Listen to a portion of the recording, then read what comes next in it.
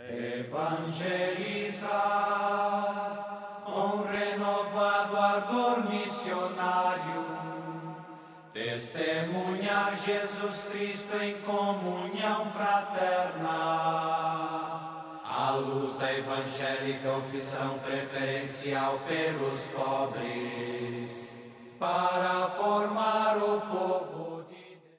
Joia, joinha, minhas irmãs, meus irmãos, no Evangelho que vamos escutar, os fariseus se aproximaram de Jesus publicamente, perguntando: qual é sua autoridade aqui dentro para botar para fora os vendedores, parar, fazer um escândalo no meio do templo? Qual é a autoridade de você?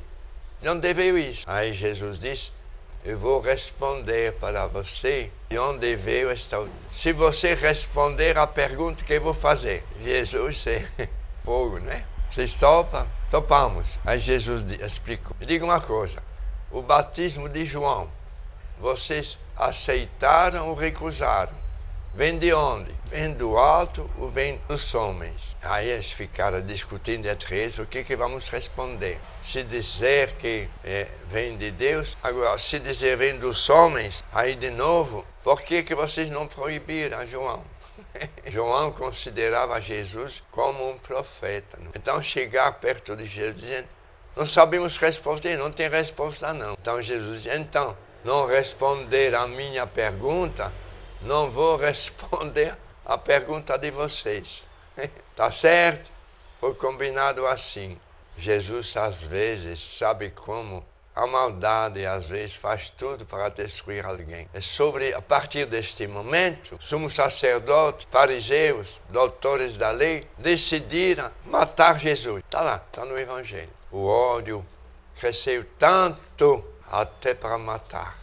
Que tristeza. Até hoje, quando você deixa o ódio tomar conta da sua vida, de seu coração, é o fim da picada, não é? É tão triste, até matar.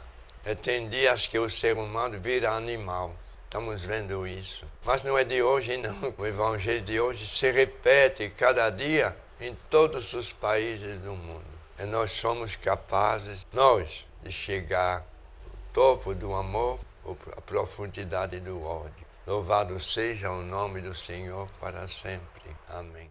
Evangelizar com renovado ardor missionário, testemunhar Jesus Cristo em comunhão fraterna, à luz da evangélica opção preferencial pelos pobres, para formar o povo de Deus.